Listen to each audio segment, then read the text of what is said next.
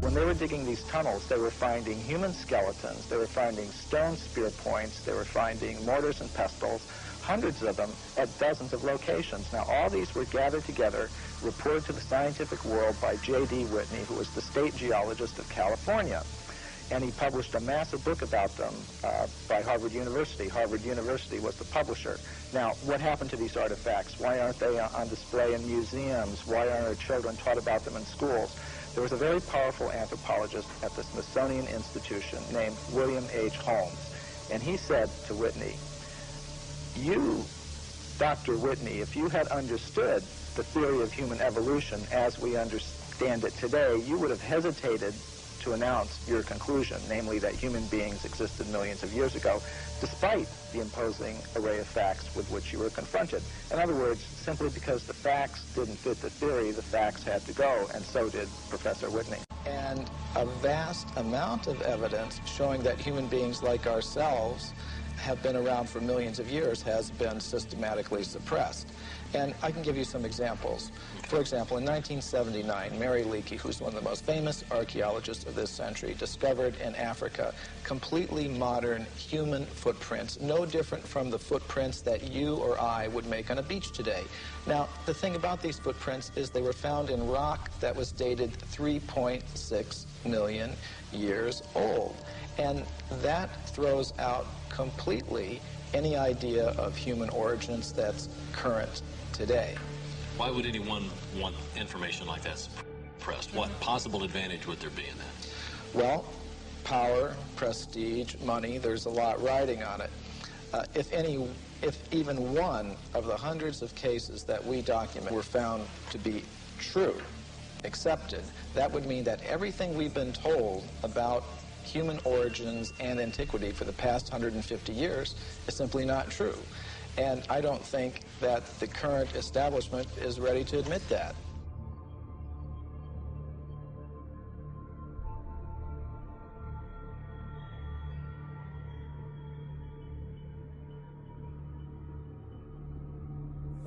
I think that scientists find it harder in some ways than many other people, you see, and some other people, because there's still a strong commitment, even perhaps partly unconscious, to the old atomistic worldview. So what you're saying is that science has shown us something that scientists do not want to see? Well, they have become so used to the way of seeing it that they don't want to change it. You see, they feel uncomfortable about changing it, and they feel there's no reason to change it. Many of them, they say, well, we're doing so well now, why should we change it? In one sense, it looks as if we're doing very well, you see, but if you look at the broader view, it looks very dangerous.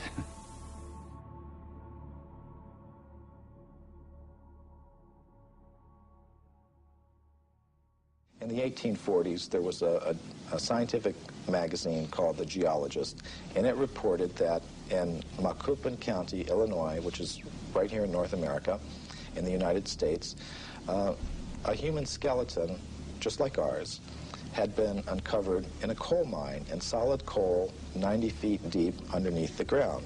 Now, Richard Thompson and I were able to discover from the reports exactly where that occurred. And we talked to the Geological Survey of the state of Illinois, and we asked them, well, how old is the coal there? And it turned out it was 300 million years old, which means it's older than the Jurassic, you know, that word that everybody knows now, that refers to the dinosaurs. In other words, it was older than the age of the dinosaurs. Wow. Okay, so that throws a whole new spin on it. Yes, indeed it does. And some of the scientists who have read the book have obviously recognized that. For example, William Howells, who is one of the big anthropologists of this century, one of the architects of the current paradigm, he said, well, if what you say here is true, it more or less throws a monkey wrench into our whole picture of how life originated on this planet. And I think it does. So, but yet we keep coming around to the same thing. People just don't want to believe it. They just, like you said, well, they're skeptical. They go, oh, no, that's just a hoax. They're not hearing the information that noted scientists are finding. Well, all we really wanted to do in our book is put the facts on the table, all of them, not just the facts that you will see in the current textbooks, but all of the facts that are relevant to this whole subject, and let people draw their own conclusions. One of the questions I first came up with when I was reading the book that you did answer in the book that I'd like you to explain was that I said, well, gee, don't we have all these machines now that can look at the footprints or the bones or whatever, and that will just tell us how old it is?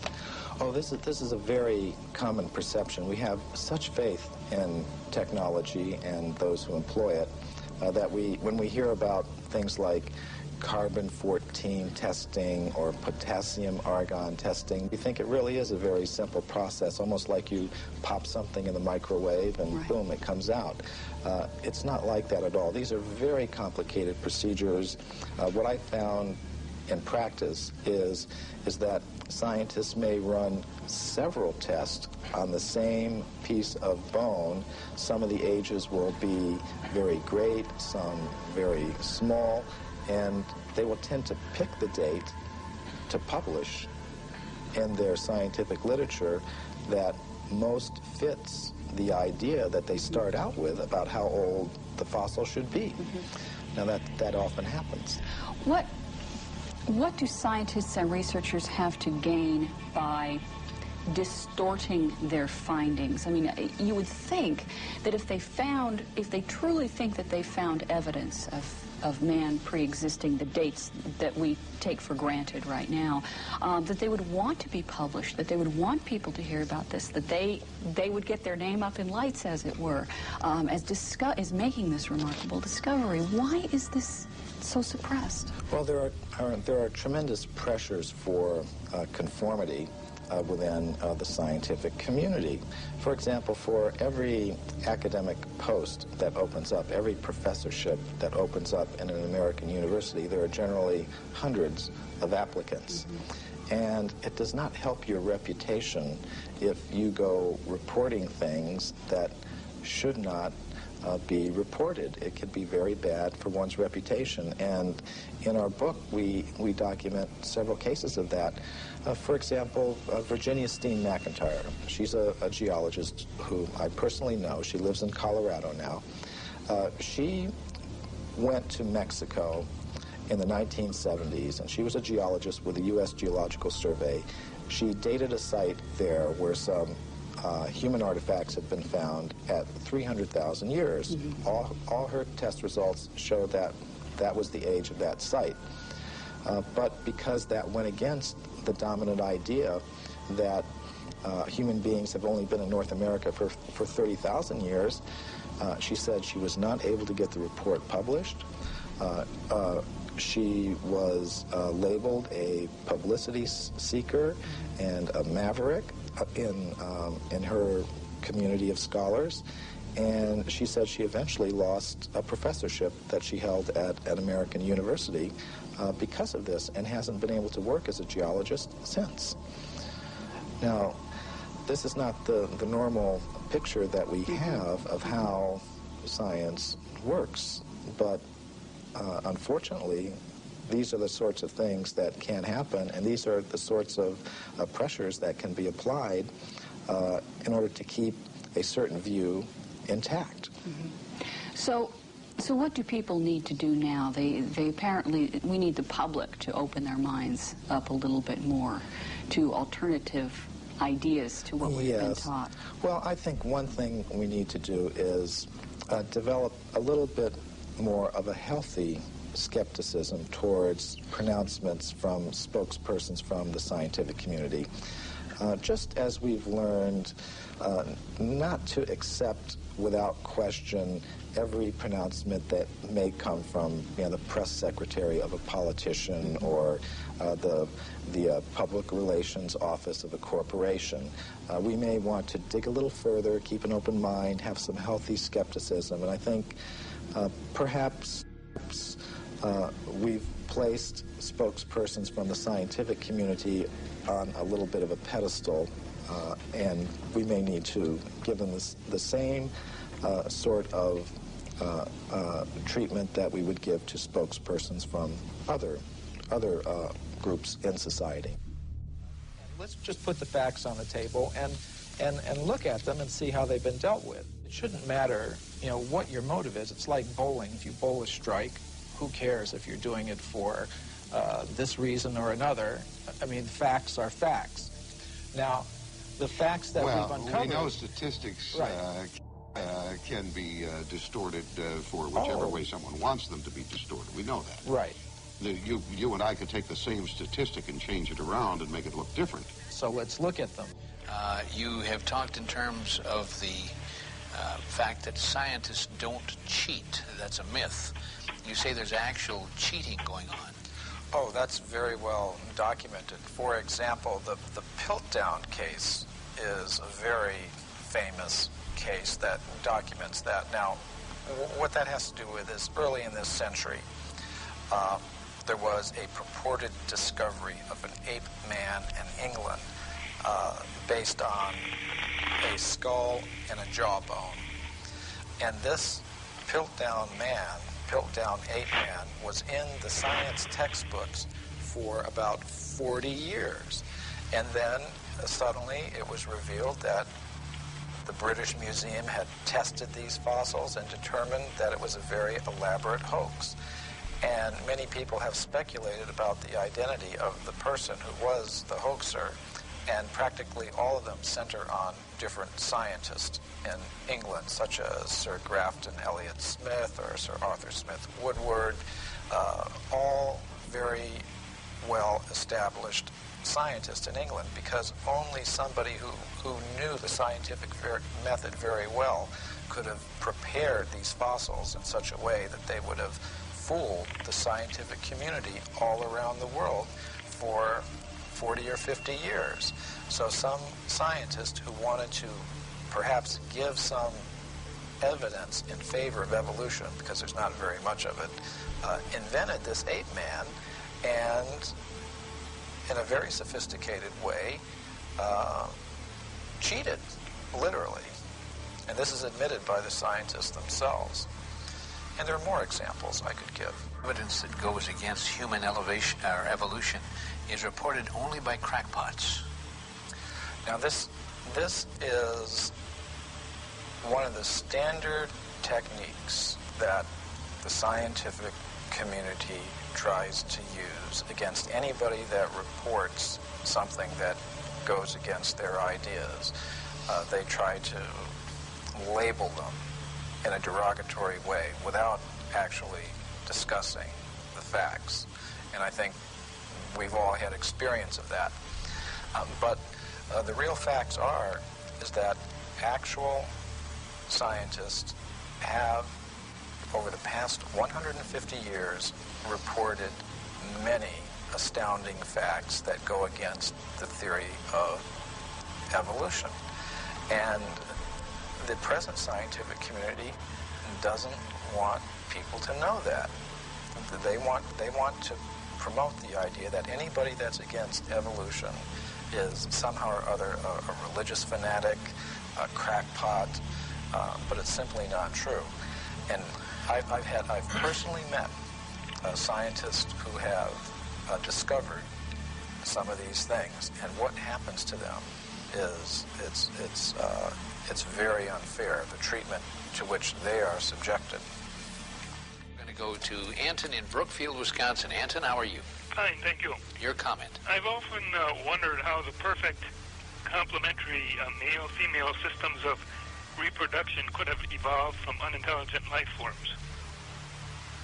You know, Anton, not only is that a good question, but also the point is if evolution occurred, it'd have to be simultaneous evolution of both species at the same time. Right.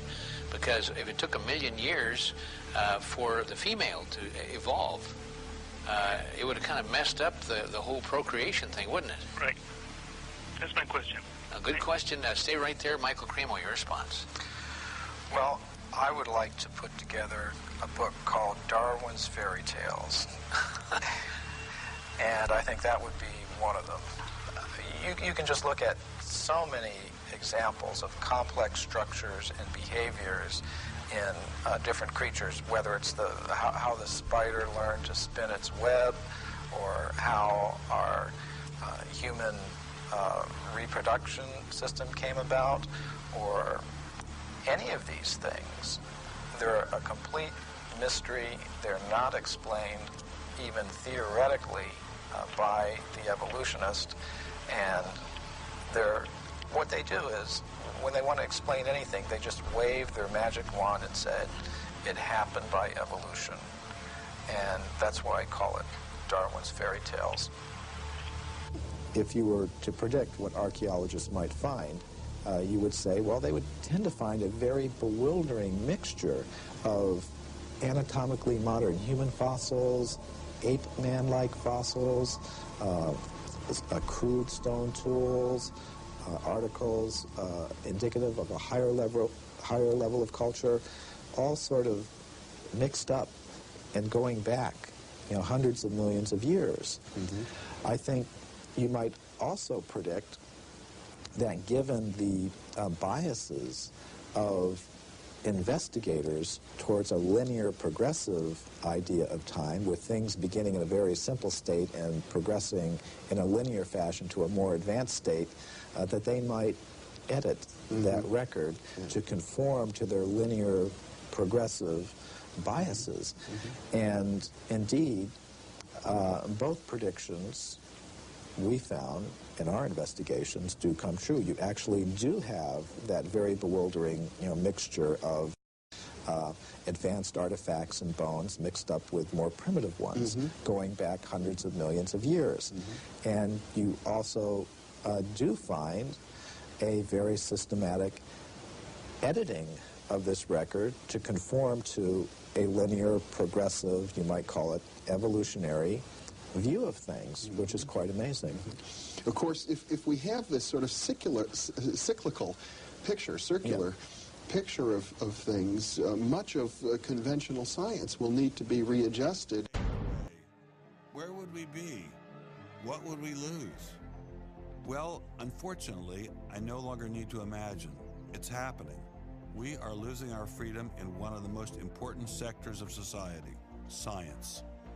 I have always assumed that scientists were free to ask any question, to pursue any line of inquiry without fear of reprisal. But recently, I've been alarmed to discover that this is not the case. It all began when I met evolutionary biologist Richard Sternberg in Washington, D.C. His life was nearly ruined when he strayed from the party line while serving as editor of a scientific journal affiliated with the prestigious Smithsonian Museum of Natural History. Your office was over there? That's correct. This here is the West Wing. Directly ahead of us is the West Wing of the Natural History Museum. So now you're not there anymore because you're a bad boy. No, I'm not. No, I was exiled. You're a bad boy. You question the powers that be. What was Dr. Sternberg's crime? He dared to publish an article by Dr. Stephen Meyer, one of the leading lights of the intelligent design movement. The paper ignited a firestorm of controversy merely because it suggested intelligent design might be able to explain how life began. As a result, Dr. Sternberg lost his office, his political and religious beliefs were investigated, and he was pressured to resign. The questioning of Darwinism was a bridge too far for many. The mentioning of intelligent design that occurs at the end of the paper was over the top. And I think the intelligent design proponents have raised a number of very important questions. And you wanted to get those questions brought up and discussed. Placed on the table. Placed on the table. People were so upset about it. They were so upset that you could see they had a physical, emotional reaction. Wow. They were saying that Stephen C. Meyer is a well-known Christian, that Stephen C. Meyer is an intelligent design proponent, that Stephen C. Meyer is a Republican. It was all couched in terms of religion, politics, and sociology. The way the chair of the department put it is that I was viewed as an intellectual terrorist. Terrorist? Because of giving the topic of intelligent design some modicum of credibility. What happened to Dr. Sternberg was terrible, but surely it was just an isolated case. I was still pretty skeptical, so naturally I checked in with the head of the Skeptics Society, Michael Shermer. So I can't prove there is no God, or Yahweh in your case, any more than I can prove there is no Isis, Zeus, Apollo, Brahma, Ganesha, Mithras, Allah, or for that matter, the flying spaghetti monster. And think about just one thing. Why would the aliens look like this? Well, that's, these are who drew that? bipedal. Who drew that? Skepticism, it's not a position you take. It's just an approach to claims. So this one is called the borderlands of science, where sense meets nonsense. Is intelligent design nonsense? Well, it's unproven. So in that sense, it's nonsense. So I would put it in the sort of shaded areas between good, solid science and total nonsense. You know, it's sort of 3/4 of the way toward the nonsense side. But you think, nevertheless, people should be allowed to speak about it and publish papers about it? They are free to write and publish and be heard in public forums and go to conferences just like everybody else does. Well, what if a person published something, say at the Smithsonian, in favor of intelligent design, and then lost his job over it? And it had been peer-reviewed, and published, and then he lost his job over it anyway. What would happen? What do you think about that situation? I think that particular situation, there was something else going on. What was going on? I don't know. I mean, I don't know, because I don't know, but I think there had to be something. People don't get fired over something like that. You roll up your sleeves, you get to work, you do the research, you get your grants, you get your data, you publish, and you work your butt off, and that's how you get your theories taught. Well, but wait a minute. What if you try and roll up your sleeves and go to work and work your butt off, and they say, well, we're going to fire you if you even mention the word intelligent design? I don't think that's happening. Where is that happening? George Mason University. Throughout its 50-year history, our mission has remained clear: to prepare a diverse population of students to think and to grow in a climate of unbridled academic freedom.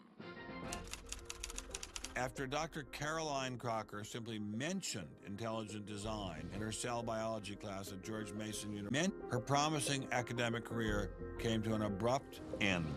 My supervisor invited me into his office. He said, I'm going to have to discipline you for teaching creationism. And I said, I mentioned intelligent design on a couple of slides, but I did not teach creationism. He said, nonetheless, you have to be disciplined. At the end of the semester, I lost my job. Not only did this well-loved professor lose her job at George Mason, she suddenly found herself blacklisted, unable to find a job anywhere. So whenever I interviewed for a job, I would be offered it, usually on the spot. Since this has happened, and since people can Google my name, I'm finding that when I send my credentials, I do get interviews, I get many interviews, but I never get offered a job. I don't tell them about my science sin. I was only trying to teach what the university stands for, which is academic freedom. There's nothing to be learned in neurosurgery by assuming an accidental origin for the parts of the brain that we work on. It wasn't just biologists who were feeling the Darwinist wrath. When neurosurgeon Michael Egnor wrote an essay to high school students saying doctors didn't need to study evolution in order to practice medicine, the Darwinists were quick to try and exterminate this new threat. A lot of people on a lot of blogs called me unprintable names that were printed. There are a lot of very, very nasty comments. Other people suggested that people call the university I work at and suggested perhaps it's time for me to retire. I realized when I kind of went public with my doubts about the adequacy of Darwin's theory that I would encounter criticism. What has amazed me is the viciousness and the sort of baseness of it. I'm an old guy. I have tenure. I'm academically safe. But the young people and what is happening to them in America right now because of this scientism gulag is really terrible. Apparently, Professor Marks was not as safe as he thought. A few months after this interview, Baylor University shut down his research website and forced him to return grant money once they discovered a link between his work and intelligent design. In order to attract grants, you have to market yourself. So you put up sites and call yourself labs and groups and things like that in order to get visibility. And in my entire experience in academia, I never went to any superior and asked them any permission to put up any of these labs. So the fact that this was singled out, let alone shut down, is jaw-dropping. It's astonishing. I have never been treated like this in my about 30 years in academia. Shut up, you freak! I said shut up! It's a madhouse! If you peel back the onion, I think that there is no doubt that the center of this is my work in what some would call intelligent design. People really get emotional about this. Whenever you say intelligent design in a room of academics, them's fighting words. Creationists. Astronomer Guillermo Gonzalez found himself in a fierce shootout with Iowa State University following the publication of his book, arguing that the universe is intelligently designed. Despite a stellar research record that has led to the discovery of several planets, his application for tenure was denied, putting his career in jeopardy. I worried about my tenure a little bit in 2005 when the petition was being circulated because I viewed that as a strategy of Hector Avalos and his associates to try to poison the atmosphere on campus against me because he knew I wasn't tenured yet and I was very vulnerable. I have little doubt that I would have tenure now if I hadn't done any professional work on intelligent design. Dr. Gonzalez had this advice for scientists who might be thinking about following his example. If they value their careers, they should keep quiet about their intelligent design views. We know there are times and places to be quiet, and other times and places when we can make noise if we want to. Will you show us? Of course. Boys and girls, how would you like to show some of the ways we know of being quiet? It's the kind of thing where you just learn to keep your mouth shut. In addition to those scientists who were willing to appear on camera, we encountered many more who didn't dare show their face for fear of losing their jobs. You use an intelligent design perspective to get the research done, but you're not allowed to talk about it in public.